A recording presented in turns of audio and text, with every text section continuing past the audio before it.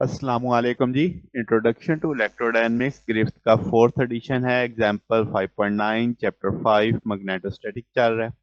वो कहता है find the magnetic field of very long solenoid consisting of n closely wound turns per unit length cylinder of radius r each carrying a steady current I। जैसे fig में दिखाया गया हुआ है कि हर टर्न में I करंट है, solenoid का रेडियस R है और n नंबर ऑफ टर्न्स आपके पास पर यूनिट लेंथ है।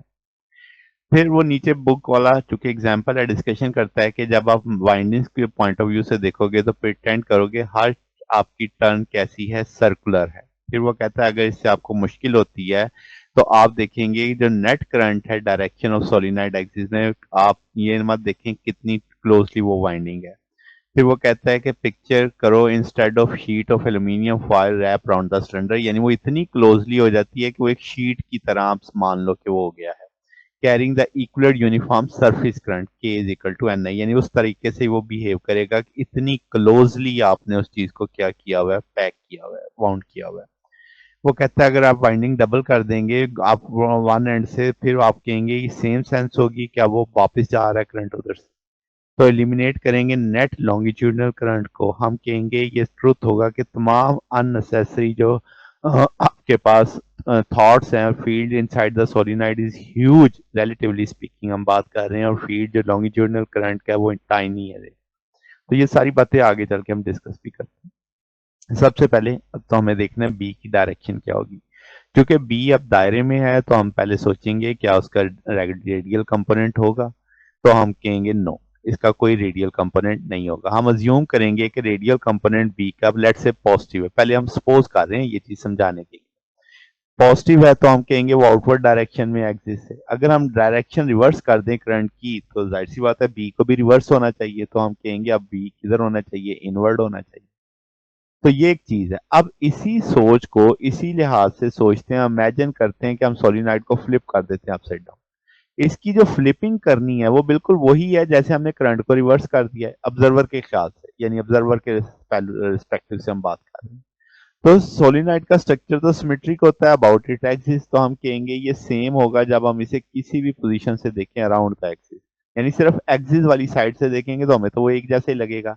तो ये सिमेट्री इंप्लाई करेगी जो मैग्नेटिक फील्ड जनरेट हो रही है सोलिनॉइड के वो भी सिमेट्री आपके पास आएगी। तो हम कहेंगे जो फील्ड प्रोड्यूस हो रही है वो अलोंग दी एक्सिस, तो कोई उसमें चेंज नहीं आ रहा। तो हम कहेंगे ये अजम्पशन के रेडियल कंपोनेंट है वो आपकी इनकंसिस्टेंट है, और हम कहेंगे ये रीजनिंग हमें ले जाती है कि कोई रेडियल कंपोनेंट नहीं होगा। फिर अगला क्या सर्कमफेरेंट कंपोनेंट होगा, तो इसका जवाब भी क्या है, नो। हम कहेंगे लेट्स से कि आपके पास जो सर्कमफेरल कंपोनेंट है बी का उसे हम बी फाइव कह देते हैं, तो वो आपके पास सर्कल होगा अराउंड द सोलिनॉइड।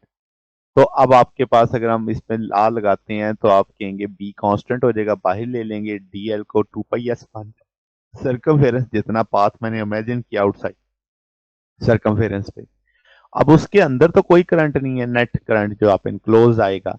तो हम कहेंगे कि भाई आई जीरो हो गया तो बी जीरो हो गया, इसका मतलब बी मौजूद नहीं है। तो आप इस चीज को ऐसे भी कह सकते हैं कि जब magnetic field infinitely close solenoid की पैरेलल होती है एक्सिस के, तो राइट हैंड रूल से हम अज्यूम करते हैं कि अपवर्ड साइड ऑफ सोलिनॉइड और डाउनवर्ड साइड सोलिनॉइड, तो यानी एक दूसरे के इफेक्ट को क्या कर देती है, कैंसिल कर देती है जैसे जैसे हम उससे दूर जा रहे होते हैं। अब इससे सारी बातों को ज़हन में रखते हुए हमें पता है कि भाई अब एम्पियर्स लॉ लगाएंगे, टू रेक्टेंगुलर लूप हमने यहाँ पे जैसे बनाए हैं, तो दोनों पे बारी बारी लगा के देख लेते हैं इन सारी बातों इसका प्रूफ करने के लिए।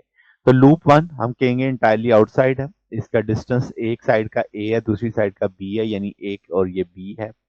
फिर आप कहेंगे कि भाई बी ए एल और B B L dot mu not I close I N close तो है नहीं, तो हम कहेंगे बी ए और बी बी बराबर है, यानी दोनों इन दोनों पॉइंट्स पे बी की मिकदार बराबर है। अब अगर हम Ampere's law around the loop use करें तो हम कहेंगे कोई भी एनक्लोज करंट नहीं है, क्योंकि आपके पास लूप ने पूरे सोलिनॉइड को इनक्लोज किया हुआ है, तो कोई भी इंडिविजुअल टर्न का नहीं पूरे सोलिनॉइड को, तो हम कहेंगे नेट सर्कुलेशन कितनी हो जाएगी, जीरो हो जाएगी। तो आउटसाइड जो फील्ड है हम कहेंगे वो डिपेंड नहीं, does not depend upon the distance from the axis, हम कहेंगे it goes zero from the large, तो हम कहेंगे आपके पास बी आउटसाइड जीरो होता है। अगर हम अंदर वाले लूप की बात करें लूप टू की, तो हम कहेंगे कि ये आधा हमारे सोलिनॉइड के अंदर है और आधा बाहर है, जैसे आप देख सकते हैं। तो let's say number of turns per unit length हम स्मॉल एन से जाहिर करते हैं, लेंथ ऑफ द सोलिनॉइड को एल कह देते हैं। तो टोटल नंबर ऑफ लेंथ हम कितनी मान लेंगे, एन एल मान लेंगे, यानी यूनिट लेंथ में इतनी है तो एल लेंथ में कितनी हो जाएंगी, एन एल हो जाएंगी। अगर हर टर्न में करंट आई है तो टोटल नंबर ऑफ टर्न्स में करंट कितना हो जाएगा, एन एल आई हो जाएगा। अब एम्पेयर लॉ लगाते हैं, B dot D L mu not I. तो हम चार सेक्शंस में से ले लेते हैं अपने लूप को, इसको डिवाइड कर लेते हैं A B C D E. तो अब हम जानते हैं कि जो आपकी पहली साइड है, side number one L one वाली, ये पैरेलल है, तो थीटा जीरो हो जाएगा, इसमें थीटा 190, इसमें बी जीरो, इसमें थीटा 90, और ये सारा बराबर है म्यू नॉट आई के।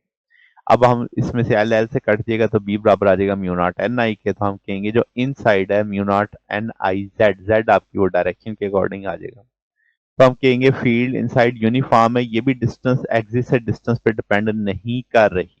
तो हम कहेंगे चूंकि सर्कमफेरेंस कंपोनेंट नहीं है तो हम एक्सपेक्ट करते हैं कि मैग्नेटिक फील्ड लाइन जो सोलिनॉइड में होंगी वो पैरेलल होंगी किसके, एक्सिस के, और कंसेंट्रिक होंगी विद इन द कॉइल। और वो जो आपका रैप नहीं करेंगी सिलेंडर को लूप की तरह। तो अब इसके रिजल्ट्स हम जान गए कि भाई सर्कमफेरेंस मस्ट भी जीरो होना चाहिए, इनसाइड आउटसाइड कोई करंट नहीं होगा, सर्कुलर एम्पियर लूप में कंसेंट्रिक जो सोलिनॉइड का होगा नेट जीरो हो जाएगा, नेट सर्कुलेशन जीरो हो जाएगी। पार्शली हम ये सेंस करेंगे कि जो magnetic field in the solenoid वो पैरेलल है किसके, एक्सिस के। अच्छा, अब इस चीज को कैसे हम समझ सकते हैं, एप्लीकेशन देखें तो मैग्नेटोस्टैटिक में सोलिनॉइड की फील्ड अब पैरेलल हो गई और वो एक तरफ से दूसरी तरफ जा रही है। ये बिल्कुल वैसे ही है जैसे पैरेलल कैपेसिटर की अंदर फील्ड होती है इलेक्ट्रोस्टैटिक के अंदर। तो हम कहेंगे कि भाई ये सेम डिवाइस यूज की जा सकती है स्ट्रॉन्ग यूनिफॉर्म फील्ड के लिए। तो ये हमारे पास इसका सोल्यूशन था। अगर आपको इसमें कोई बात पूछनी हो, डाउट हो, नीचे कमेंट्स में पूछ सकते हैं। वीडियो अच्छी लगी हो तो वीडियो को लाइक कीजिएगा, दोस्तों के साथ शेयर कीजिएगा, चैनल को सब्सक्राइब कर दीजिएगा। अब तक के लिए इतना ही, बकिया इंशाल्लाह नेक्स्ट देखेंगे। ओके, अल्लाह हाफिज।